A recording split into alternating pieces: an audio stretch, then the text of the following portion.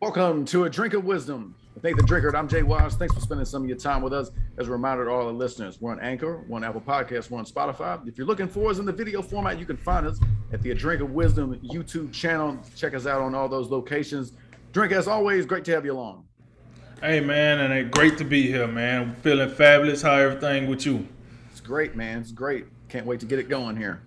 All right, well, let's get it going. We're running a little behind, so you know what it is. Another day, another dollar. We're gonna give the streets what they need. We see what they don't. Oh, and we know we're gonna say what they want. Set your plates. It's time to eat. And last but not least, let's talk some sports, baby. Let's roll, Jay. All right, this is episode 2 of season 3, where we will preview the rest of week 1 in the NFL. The Big 12 extends some invites, and we look ahead to the weekend in college football. But you know, we're starting NFL opening night last night, where the defending champion defending Super Bowl champion Tampa Bay Buccaneers defeat the Dallas Cowboys 31-29. Tom Brady completed a 24-yard pass to Chris Godwin to set up the game-winning kick from Ryan Suckup, and the Bucs off to a good 1-0 start. Tom Brady threw for 379 yards and 4 touchdowns. Big games for Antonio Brown, Chris Godwin, and Rob Gronkowski. Dak Prescott, he looked good in his first action since, week 5 of last season. He threw for just over 400 yards and 3 touchdowns. Big games receiving for Amari Cooper and CeeDee Lamb. Drink, let's start with this question, and go ahead, feel free to move wherever from here. Was that a push-off by Chris Godwin on that, I will call it the catch that set up the game-winning field goal? Yes, it was. I thought it was offensive pass interference. But hey, it ain't a penalty if it don't get caught. Listen, I understand Dallas' frustrations. This wasn't the Super Bowl, but hey, you know what I'm saying? You get them how you get them. And you know, you wake up this morning, you got a lot of Cowboys fans. They gotta call that. They gotta call that. Well, listen, every team say they gotta call something.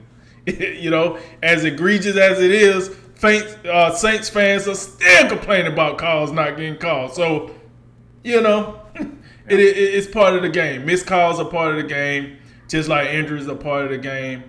You know, just like, you know, turnovers are part of the game, you know, et cetera, et cetera. But to answer that question, yes, I did think that was an offense pass interference. Now, to everything else last night, listen, I would be disrespectful if I didn't, you know, give the Cowboys some flowers. Listen, I thought this game was going to be a young snub show. I thought you could go ahead and put them in the flat line, 6 feet deep in the grave. We got a plot ready for them. Like, I honestly, I thought the Cowboys was going to be done. I came away pretty impressed with a number of things, just like you. It was some things that was bad, with some things that wasn't so good, but I thought Dak Prescott was a positive. I thought Ezekiel Elliott was a negative. I thought the tackles for the Cowboys was a positive. I thought the rest of the line could have been, you know, somewhat of a negative. I thought CeeDee Lamb sometimes was a positive. Other times I thought he was a negative. Amari Cooper was definitely a positive. And shall I say, I don't know about you, Jay, but when I looked at Amari Cooper last night, I didn't think he was running these routes with, you know, precision and crisp and speed.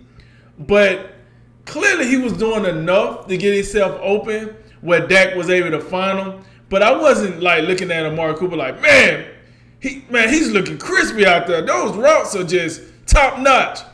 I don't know, maybe it was just me. I want to say his second route, his second touchdown catch, it was, I guess it was a corner route, but it wasn't sharp at all. It was just like, oh, I'm just gonna run over here and I'm better than you, and touchdown. You know, like, yeah, I think I'm with you on that.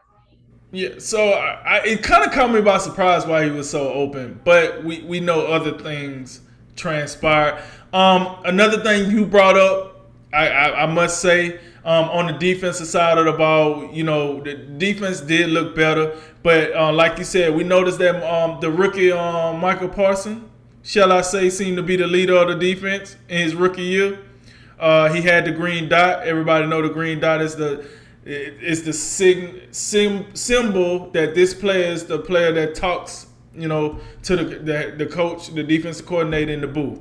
I thought that was quite odd, being that it's a couple other linebackers that have been doing this for a little while, and that's the guy that's calling signals. Take that for what it's worth, I guess.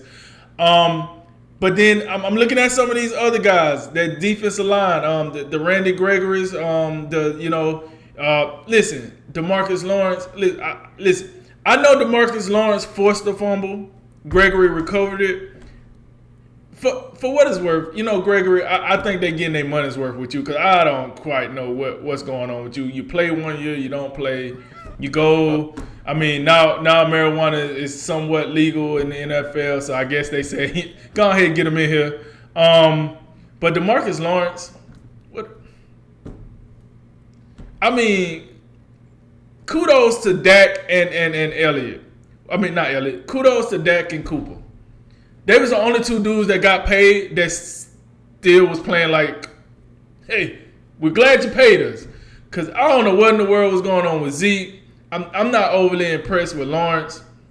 But like I said, I did give the flowers to the tackles. I thought Tyron Smith and Lyle Collins, I thought that duo was doing pretty well against the defending Super Bowl champs. And then over to the Bucs right quick. Look, here's the deal. Young GOAT Brady, 43 years old. He was still out there dropping them young dimes, but you could tell that the age is slowly but surely catching up with him. Listen, I heard Chris Collinsworth and Al Michaels, they in that thing. Oh man, dare I say that 43-year-old Tom Brady is just as good as 24-year-old Tom Brady? Hey Chris, I like your commentating, but you need to knock it off, man. I don't know what are you doing? Like, some of this stuff you saying is just taking it over. Like, I don't give a. What world is a 43-year-old Tom Brady better than 24-year-old Tom Brady? Like, you can do so much more when you're 24. So much more. You can take so many more hits. You can make so many more riskier plays that could result in a win. Like, listen, I know a couple of, centipedes that can move in the pocket better than Tom Brady right now. Don't give me that 43, dare I say. Like, I didn't like that. I didn't particularly like that. But for what it's worth, Tom Brady did his thing. He came out the winning quarterback. Leonard Fournette. Can I get a Leonard Fournette sighting? 9 carries, 32 yards. This dude was taken 4th overall and was supposed to be the best thing coming out of the state of Louisiana. What we doing? Okay, whatever. Turn back those clocks for my boy Antonio Brown. You seen him now. 5 catches for 121 yards. Hey, this is what you get when you ain't acting a fool out of Antonio Brown. When he actually focused on playing football, he showed that he's still one of the better receivers in today's game. I thought he was phenomenal. Kudos to him. I just like hearing something other than tomfoolery out of Antonio Brown. So I was happy with that. Chris Godwin, we seen what he did. Evans was pretty disappointing. I'm not gonna jump on that too bad, but that's not it, Evans. They over here talking about, he had 7 straight 1,000-yard seasons. Well, he's getting off to a rocket start in this one. Let's do a little more, Evans. Gronk, you seen it. I seen a dime in the first quarter. Oh my God, that dime, I was like, what? I don't know if 24-year-old Tom Brady could have made that, but let me tell you, that thing was pretty. He tipped it up. He dropped it over to Gronk over like 2 defenders. It was a thing of beauty. I really enjoyed watching that. And we know the defense, what they brought to the table. But in a nutshell, one thing I wanted to say, about the game itself was, and like I said, I heard this through the grapevine. I really wish the Bucs wouldn't have blitzed Prescott so much and really made him throw the ball and really made him pinpoint the ball and made him play against more of coverage. Either let him run where he can risk getting hit or make him throw against coverage. I think the Bucs could have had more success if they had played that way. The blitzing thing just didn't work. I mean, Dak Prescott is a pretty tall quarterback. So when they blitzed and when he had confidence that his line can hold up, he picked them apart. That's just what it was. He kind of had his day. And I don't want to jump on the Zeke point too much because I know you got some stuff you want to say about the Zeke Elliott, but they have to use him more. And another thing is this: if first of all, the Bucs played a very, very sloppy game. We do know this, right? Like, yeah, they won. I got it, but they had 4 turnovers. 4 turnovers. The Cowboys had 1. Now, if you would have asked me before the game which team gonna turn over the ball more, I would have said the Cowboys. But dare I say I would have been wrong, very, very wrong. Let's talk about time possession for a little bit. The Bucs had it for 25 minutes and 33 seconds, whereas the Cowboys had it for 34 minutes and 27 seconds. So the Cowboys won the time possession. So let's get this right. The Cowboys won the turnover battle and the time possession battle. Hold up, bring that back. You ain't say nothing about the penalties. Oh, let's go look at the penalties. So, Bucs 11 penalties for 106, Cowboys 8 penalties for 55. If I told you those 3 stats, you would most likely would you or would you not assume, Jay, that the Cowboys won this game? Yes. So I say the reason I bring all that up and not jump into it's because, listen, people want to tell me, oh, Tom Brady, let me tell you something. He done fell off. Dak played the game of a lifetime. If you switch roles, I don't think the Cowboys win. I don't think the Cowboys still win the game with 4 turnovers. No. I don't think the Cowboys win the game with over 100 yards and penalties. I don't think the Cowboys win the game if the Bucs had almost 35 minutes of ball control and you switch that. So, listen, it's an odd game stat-wise. Yep. I do think the better team won. But at the end of the day, like, let's not get too crazy. Week 1, they shook off the rust. We got a fantastic game, by the way. Fantastic. NBC got them one there. Better than I thought it was going to be. But at the end of the day, I think there's just some of the context I wanted to throw out there that if you switch the stats for each team, I can't necessarily say the Cowboys win this game. You know? So kudos to the Bucs for being able to still win this game while being extra, extra sloppy. Back to your original question. That was probably a push off.